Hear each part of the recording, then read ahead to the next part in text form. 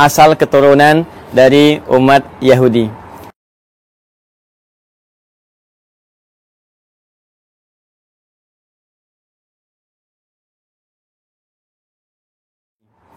Dari Abul Anbiya, bapaknya para nabi. Ya, gelar ini diperoleh oleh Khalilullah Nabi Ibrahim alaihi salam. Nanti ini ada jalur keturunan ke atas dulu ya, dari Azar, kemudian ke Teruh, kemudian ke Abir.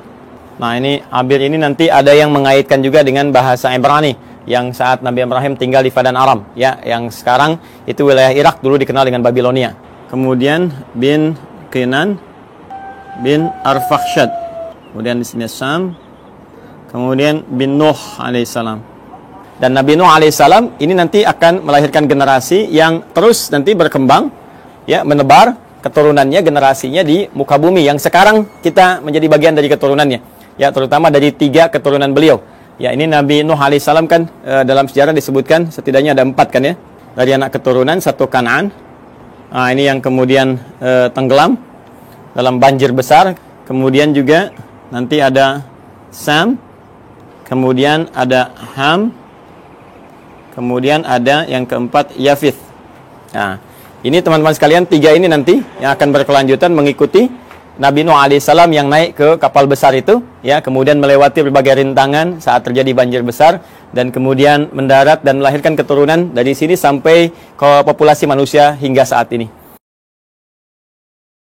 Ya, dari Sam ini nanti melahirkan diantaranya bangsa Arab ya. Kalau mau kita rinci lagi, di sini nanti ada Asyur, yang nanti ada Assyria, yang ada Babil, yang Babilonia. Kemudian nanti ada Aram, ada Finit. Kemudian juga nanti ada Kan'an, ini Palestina ya, dengan sekarang. Kemudian ada Kaldan. Nah, ini Irak kuno, teman-teman sekalian. Kemudian juga ada Ibrani. Kemudian di sini juga ada Masri ya, yang nanti melahirkan turunan Mesir. Jadi kita temukan Asyur, Babil, kemudian Aram, Finit, Kan'an, Kaldan, Ibrani, Masri. Ini diantaranya. Dari garis genealogi Nabi Ibrahim ke atas ya alaihissalam, sampai nanti ke Adam alaihissalam. Jadi saya cukupkan sampai Nabi Nuh. Nabi Ibrahim ini nanti kita turunkan generasi ke bawah. Kita akan coba turunkan sekarang jalur ke bawahnya, Nabi Ibrahimnya turun ke bawah. Mari kita bagi genealogi turunan ke bawahnya ya, Nabi Ibrahim. Maka adalah kemudian perempuan yang sangat luar biasa terhormat. Terhormat, perempuan baik, suci, akhlaknya mulia, dan cantik jelita. Nah, ini jarang sekali yang seperti ini, itu Sayyidah Sarah. Ya. Masih di Padan Arab nanti ya, di Babilonia nanti bertemu jodohnya dengan beliau. Kemudian nanti di sini ada Sayyidah Sarah binti Am al-Khalil. Am al-Khalil. Am al-Khalil ini binti pamannya Nabi Ibrahim sendiri. Jadi Nabi Ibrahim punya saudara, punya paman juga, nanti punya anak namanya Sarah, perempuan, nanti menikah. Ya. Makanya disebut Sarah binti Am al-Khalil. Ya. Sarah binti pamannya Nabi Ibrahim sendiri atau saudaranya ke atas ya, nanti di Babilonia. Dinikahkan nanti dengan ini, nanti kita akan turunkan. Kemudian dengan Sayyidah Hajar alaihassalam al-Qibtiyah al-Misriyah. Yang ketiga namanya Kantora. Kantora binti Yaqtan. Yang keempat di sini Hajun. Sayyidah Hajun binti Al-Amin. Inilah 4 ya. 4 istri Nabi Ibrahim alaihissalam, dan dari sini kita akan turunkan dari keturunannya Sayyidah Sarah, kemudian melahirkan Nabi Ishaq alaihissalam. Sayyidah Hajar nanti melahirkan Nabi Ismail alaihissalam. Jadi ini Nabi Ismail alaihissalam lahir duluan. Ya, lahir duluan. Saat usia Nabi Ismail itu 14 tahun, usia Nabi Ibrahim kisaran 120 tahun, dan usia Sayyidah Sarah itu 90 tahun. Maka lahirlah Ishaq. Nanti ada Ismail dari Sayyidah Hajar ya, alaihissalam. Ini disebut di Al-Quran Ghulamun Halim, anak cerdas yang punya empati tinggi. Nah, dari Kantora, Sayyidah Kantora ini juga nanti menurunkan ada keturunan-keturunan. Ya, diantaranya nanti 1 Madian. Pernah dengar Nabi Musa alaihissalam ketika dikejar-kejar ya, prajurit Fir'aun ya, dalam peristiwa itu kan pergi ke Madian dulu kan. Nah, ini nanti ada keturunan dari Sayyidah Kantora. Kemudian ada Madian, ada Zamran. Kemudian yang ketiga ada Suraj. Nah, kemudian juga ada Yukshan. Nah, atau Yakshan, boleh dibaca Yakshan, Yukshan. Kemudian juga yang kelima ada Nasak atau Naksan. Ya, Nasak ya, atau ada yang menyebutkan Nakshan, ada yang menyebutkan Nasak, ya. Yang keenam sebetulnya ada 6 anak, cuma yang 6 tidak diketahui, tidak disebutkan. Jadi di Madian, Zamran, Suraj, Yuksan, Nasak, dan yang keenam ini tidak disebutkan, ya. Referensi ini, teman-teman, referensi yang ini ditemukan di kitabnya. Namanya kita kasih ya sumbernya. Nama kitabnya At-Ta'rif wal A'lam. Karya siapa? Syekh Abdul Qasim As-Suhaili. Ini bukan hanya saya yang pertama menyampaikan, bahkan dikutip pertama kali nanti yang di dalam satu kitab yang populer, nama kitabnya Al-Bidayah wan Nihayah, karya Al-Imam Ibnu Katsir. Nah, kalau sama dengan cetakan yang kami jadikan referensi itu ada di jilid 1 halaman 407. Nah, ini nanti disebutkan yang 5, cuma yang 6 nggak disebutkan. Ya, jadi ini ada Madian, Zamran, Suraj, Yaksan, kemudian Nasak, teman, yang ke-6-nya tidak disebutkan. Ya, kalau ada perbedaan-perbedaan sedikit tipis ya, kayak ini misalnya Nasak ada disebutkan Naksan, ini Yakshan, ada yang Yuksan, itu bacaan-bacaan di ahli bahasa atau ahli terjemah saja. Kemudian dari Hajun ini juga ada Kisan, kemudian ada Suraj, namanya sama dengan ini. Dan yang ketiga ada Amim, seperti ini. Ada Kisan, ada Suraj, ada Amim atau Umam, yang keempat Lutan, dan yang kelima Nafis. Jadi ini kurang lebih 13 keturunan Nabi Ibrahim alaihi salam, ya, dari istri-istri beliau.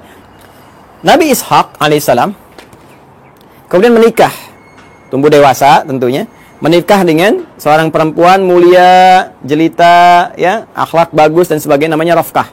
Rafkah binti Batuil. Dari pernikahan ini, ya, Nabi Ishak alaihi salam menikah dengan Sayyidah Rafkah binti Batuil, melahirkan 2 anak kembar.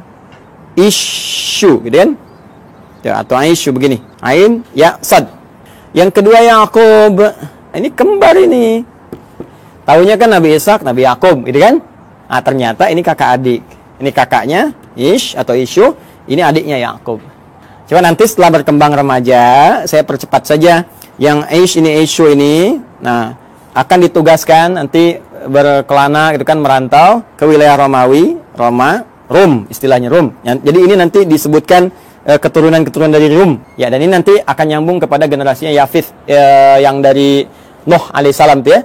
Nabi Yakub kemudian diminta, ya, oleh ayahandanya Ishak alaihissalam untuk pergi ke Padan Arab. Padan Arab, tempat dulu Nabi Ibrahim kan beraktivitas dan seterusnya. Di Padan Arab ini, nah ini sudah kelihatan gitu ya, ada isyarat-isyarat bahwa ini kalau sudah jalurnya ke sana, ini ada jalur-jalur risalah, jalur kenabian dan sebagainya.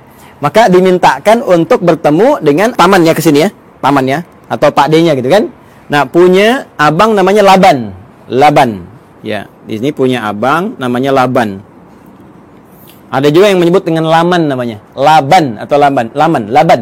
Nah, Laban secara singkat ini punya 2 orang anak. Ya. Saya ulangi ya, punya berapa orang anak? 2 orang anak.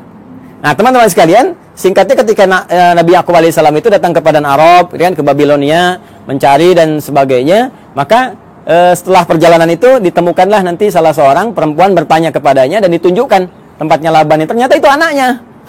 Hah? Siapa anaknya itu? Namanya Rahil. 1, Rahil. Nah, ini anak yang pertamanya. Nah, kemudian teman-teman sekalian, setelah tinggal di sini ditemukan juga kakaknya Rahil. Jadi yang pertama bertemu dengan Rahil dulu. Ini adiknya, adik. Nah, kemudian yang kedua bertemu dengan kakaknya Rahil, dipertemukan dengan kakaknya Rahil, ya. Ah, siapa namanya? Nah, kakaknya Rahil ini namanya Laya, kan? Laya, atau juga ada yang menyebut dengan Lea. Nah, ini kan? Laya atau Lea. Nah, secara singkat ternyata beliau ini ditugaskan untuk menyampaikan pesan kepada Laban supaya ini bisa besanan. Nabi Ishak bisa besanan dengan Laban. Maka dimintalah untuk menikah, memilih salah satunya. Ya, memilih salah satunya, walaupun ada riwayat menyebutkan Nabi Yakub ini nanti ditawarkan untuk menikahi dengan Laya dulu, kakaknya dulu. Nah, kemudian beliau kan seorang yang sangat perasa ya. Yakub itu punya keunggulan yang luar biasa.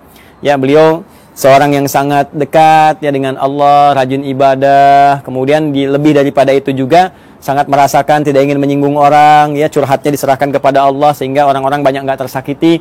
Jadi ini yang menjadikan beliau daripada nanti satu menikah, yang lain merasakan nggak nyaman, maka mengajukan dua-duanya aja dinikahin. Ya kan? Nah, ini belum turun syariat yang di era Nabi Muhammad SAW, turunnya Quran surah keempat An-Nisa ayat 23. Larangan menikahi kakak adik. Ya, wa antajma'u bainal ukhtaini illa ma qad salaf. Dilarang bagi kalian untuk menikahi kakak adik ya secara langsung kecuali yang dulu pernah terjadi. Ya, karena keadaan sekarang beda. Dulu orang bisa mengendalikan, bisa tahu, bisa paham, dan untuk menjaga keturunan yang sangat terbatas keadaannya pada waktu itu. Sekarang sudah banyak menyebar. Makanya dilarang sekarang menikahi kakak adik dalam satu mahram. Ya dulu masih berlaku illa ma qad salaf. Maka dinikahilah kemudian Leia, ini pertama kali, dan kemudian Rahil yang kedua dinikahi. Ya, dari Leia ini turun keturunan teman-teman sekalian ada 6 orang anak. Ya, 6 orang anak ini Rabin, kemudian 2 Shimon atau Simon, dan yang ketiga Lewi atau disebut juga dengan Lewi, 4 Yahuda, kemudian yang kelima Izakar, yang keenam Zabulun. Dari Rahil melahirkan 2 orang anak. Ya, 1 Yusuf alaihissalam, Rahil. Ya, ini ibunya cantik sekali, cantik, julita, taat, patuh, makanya anaknya juga tampan luar biasa ya. Dan yang kedua Bunyamin. Berjalan, tiba kemudian sudah berumah tangga. Singkatnya, ini minta balik dulu, minta sowan lagi kepada bapaknya gitu kan, supaya nanti ada bekal-bekal yang terbaik untuk dilanjutkan dan seterusnya gitu kan. Nah, nanti sebelum kembali ini oleh Laban dihadirkan asisten rumah tangga untuk bantu, baik kepada Rahel ataupun Leia, supaya tugasnya lebih mudah. Karena tahu tugas Nabi Yakub pasti akan berat. Maka dikirimkanlah kemudian 2 orang untuk bantu. Leia dikirimkan Zulfa atau Zalfah. Kemudian dari Rahel pun dikirimkan Balha untuk membantu. Nah, Nabi Yakub melihat, ini akan di rumah nih, banyak interaksi. Ya, daripada nanti aneh-aneh, lebih baik jadi mahram sekalian. Mahram sekalian supaya membantu ada dalam lingkup keluarga. Makanya dinikahilah kemudian ini juga, sehingga 4 istri Nabi Yakub alaihissalam. Ya, nanti dari sini ada 2 anak lagi ya, dari Zulfa, dan dari Balha 2 anak lagi, ada Dan, ada Jad, dan yang lainnya. Jadi dari sebelumnya 6 dari Leia, tambah 2 dari Rahil, 6 tambah 2 8, tambah 2 dari Zulfa 10, tambah 2 dari Balha 12. Inilah dari 12 keturunan Nabi Yakub alaihissalam. Maka muncullah istilah Bani Israel. Semoga bermanfaat. Assalamualaikum warahmatullahi wabarakatuh.